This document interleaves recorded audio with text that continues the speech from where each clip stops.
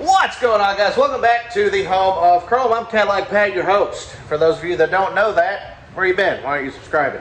Anyway, we're back over here tonight on my 1982 Rolls-Royce Silver Spur. Now, for those of you that have been following along and watching, you'll know that about a month and a half ago, 2 months ago, finally got another motor in this car. Why did we put another motor in it? Well, because the motor that was in it was one that I replaced the original motor with, but then it spun a bearing.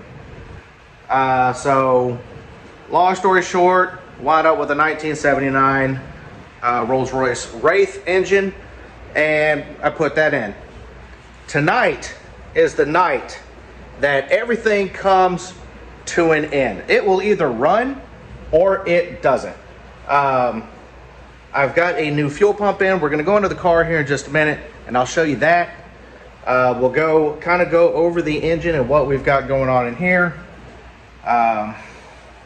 Pretty standard engine as it goes. It's like I said, it's a 1979 Rolls-Royce engine out of a Wraith that went into a 1982 Silver Spur.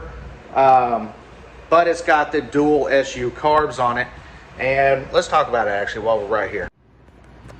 So yeah, as you can see, we've got the dual SU carbs. SU stands for Stewart's Union. This is a 6 3/4 liter V8 engine, which means it's about 412 cubic inches of Rolls-Royce power. I say that. I think it probably put out maybe 235 horsepower and maybe 300 pound-feet of torque. I don't know. Rolls-Royce just said sufficient, and so sufficient it was, I guess. Basically, you're gonna see a lot of wires in here that are not hooked up, like these here. Well, that's because the engine that was in it was a mechanical fuel injection engine. So there's a lot of electronics going on. There was some mechanical stuff going on over here in this area. There was a big spider thing on top with 8 fuel lines coming off of it, and it was a mess. So regardless of what I've done, I never had one that worked the way it should. So I got rid of that originally because of that whole issue. I could never get it figured out. You have to have a lot of tools. You have to have, is that hair? What is that?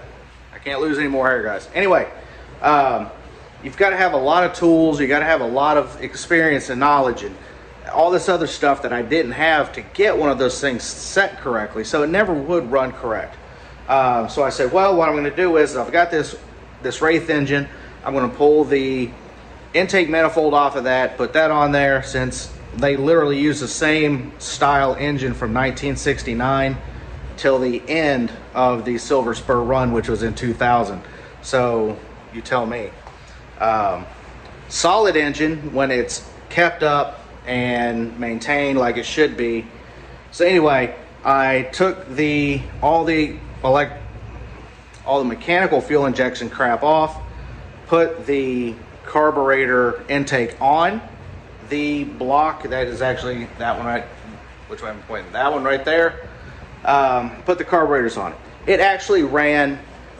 Let's put it like that. So not a big deal, but what wound up happening is, for whatever reason, it spun a bearing. I think what was happening was it was dumping too much fuel into it, and so it dumped fuel into the oil.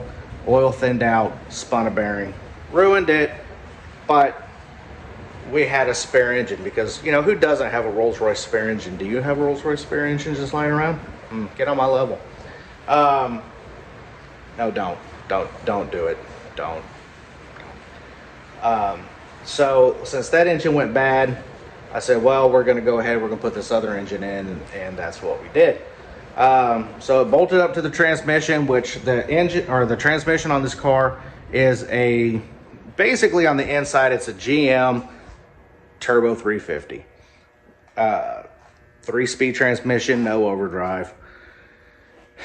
The only thing that's really different is the bell housing. I can go down to O'Reilly's right now and pick up a filter and transmission kit for it, no problem. There's a few things I can get off the shelf, but anyway, that's not why we're here. Tonight, we're gonna get this car running if it kills me. I'm tired of messing with it. It has been an uphill battle. I bought the car on accident in 2018, made a bid on it on eBay. It showed up at my house. That's what happened. And it has been an uphill battle ever since. I've repainted a couple times. I put a brand new interior in it. And I just want to drive the damn thing. I mean, I've only driven it, I think I've driven it like 4 actual times to one place and then home. And one of those was the DMV to get it inspected, to get a new tag on it. And then the last time I actually drove the car is when I took it over to Andy's house, and then that's when the original motor went down, and then I put this other motor in it, and then that took me like forever to get it done, and then I drove it home, and then I drove it on a trailer when I traded it for the car that became Heavenly Hearse. And then I traded a 74 Cadillac Hearse, a different one, from the Car Wizard back to the guy that I traded the Rolls-Royce to, and then got the Rolls-Royce back, spun a bearing, new motor. Here we are. We're getting ready to climb underneath this thing. I've got a fuel leak under here. I'll talk to you about the fuel pump that we went with because it is not a stock Rolls-Royce fuel pump, but it works great. For as much as it cost, I can't complain, especially when you look at $300 to $400 for an original Pierburg Rolls-Royce rotary vane fuel pump.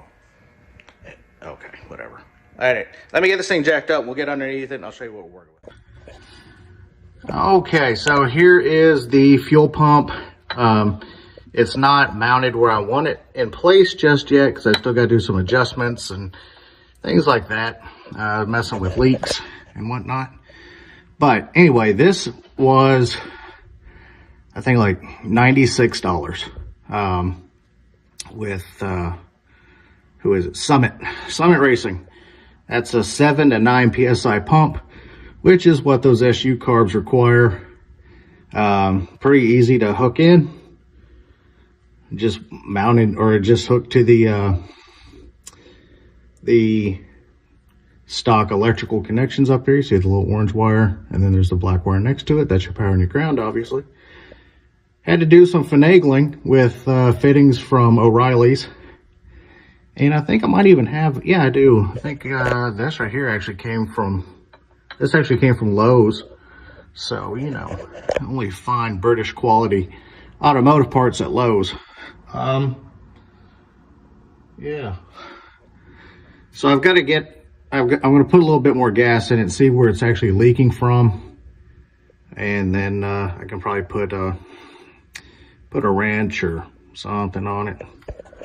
Make sure it's tight. You know what? I bet it's actually coming from right. I bet it's coming from right there, actually.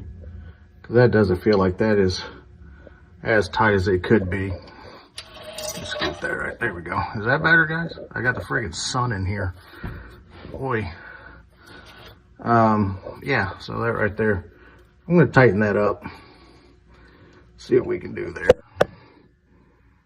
I think that's where it's probably coming from. I hope so. If so, it'll make my life easier. Then I can just put gas in it and just call it good. Actually, I need to pull that forward. Tighten that up. All right, I'll be back with you guys here in a little bit.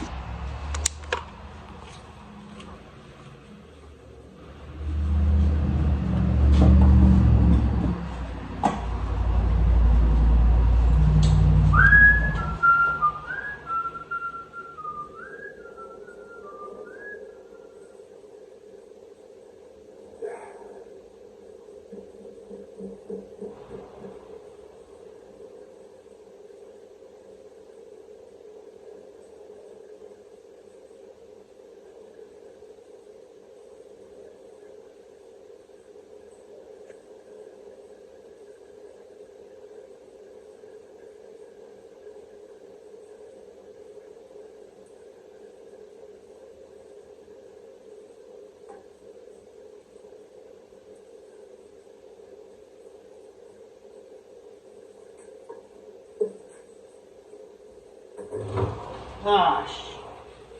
It's leaking. Of course it's leaking. Let's find out. Okay, found out where it's leaking from. It's leaking from one of the new fittings I put on yesterday or whenever. So real quick, we know it's leaking. I'm gonna throw a tray underneath it and then I'm gonna start this thing because there's not a lot of fuel in it. Turn batteries. Batteries are on. Hopefully I didn't leave the car on. No, I didn't. Okay, give me a second. We're gonna get... Okay, let's see, we got some battery. Oh, very little. Let's see. All right, let's see what happens.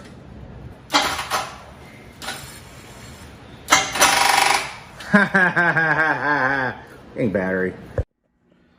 All right, let's see if this thing has enough power in it now. Okay, so we got, those lights are bright.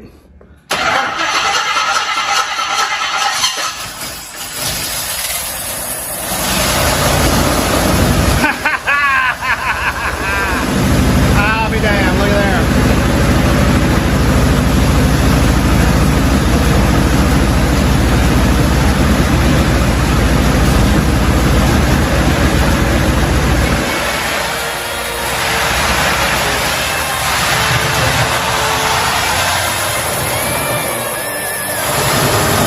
Sounds pretty good.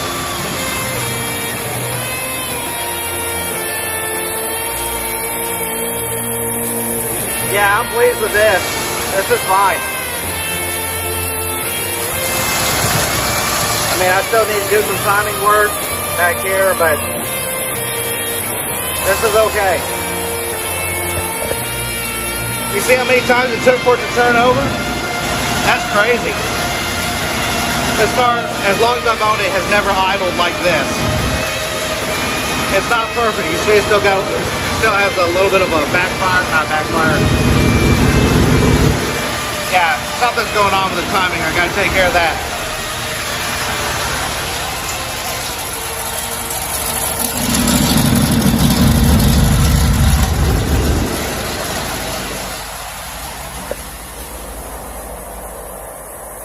Looks like she's running a little rich out of this side back here. Not that big a deal. We can tune these carbs separately.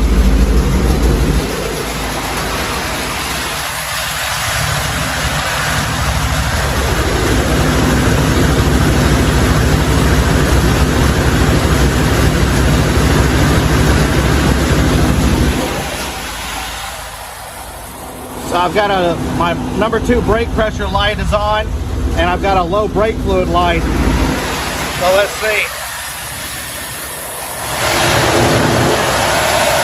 Yeah, that's about empty. So with that being empty, it's not going to build up brake fluid or brake pressure. But there's no knocks. There's really no pinging going on. There's a little bit of pinging. But again, I got to adjust the timing.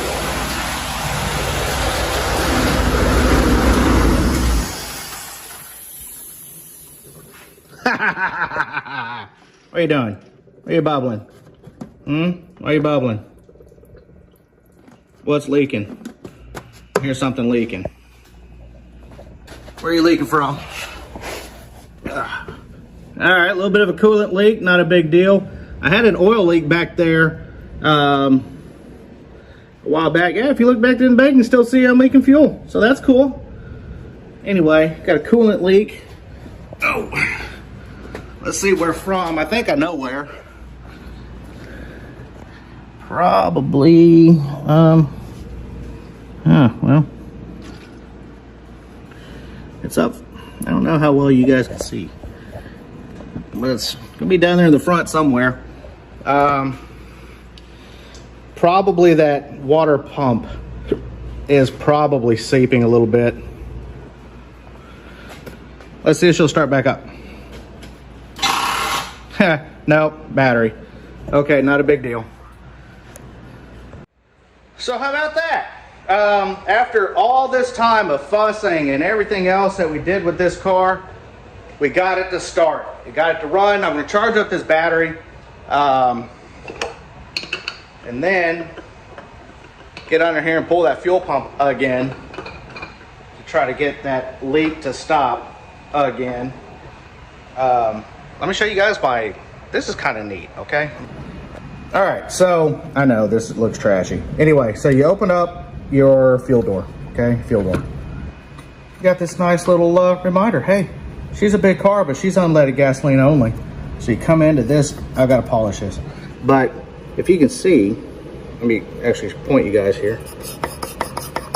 It actually says Rolls-Royce on it. How cool is that? That's freaking cool. Anyway, I got to clean that up. That looks trashy. Hate that I had to show you guys. So anyway, yeah, battery's back here in the trunk. I'm gonna turn it off, put it on charge, and try to get it back to good. And I'm gonna put this thing back down on the ground and let it drain. So yeah, anyway, we got it to run. No big deal. Had a little bit of a battery issue again. No big deal. The Schumacher heavy duty built strong starting box thing. It came in clutch. It worked out great. So I'm gonna put this thing on the ground, let it finish draining out whatever fuel it's got left in it into my tray. You know, that wasted a couple gallons there, but hey, we got it to run. So no harm, no foul, right? Right. All right, so we're gonna get this thing. My goal is to have this thing home this weekend. That would be great. Have it out of the shop, have it at the house, so that way I can tinker on it there because, well, I like my house. I like being there. I like being at the shop too, but I'd rather have my Rolls-Royce at home. My neighbors are actually asking about it. Like, hey man, where's the Rolls-Royce? I haven't seen the Rolls-Royce in a while. Well, yeah, it disappeared for a couple of years. And then it came home and then it went right to the shop. So, anyway. Yeah, nothing really new going on here at the channel. I'm going to start getting this place cleaned out because I think I'm actually going to have to go back to the home chrome. Not a big deal. We'll work out of there. We'll figure it out. We'll make that garage work for us again. We've done it before in the past. We just need to make it better, right? Right. Okay, so that's going to be our plan. Anyway, from the home chrome, thanks for tuning in. You guys got to see it run. Told you we'd get it to run, and we did. It idles great. Runs a little rich, but it's not like the other one was where it literally smoked out this shop. So anyway, hey, we'll see you guys on the next one. We love you. Stay safe. Be kind to each other. Take it easy.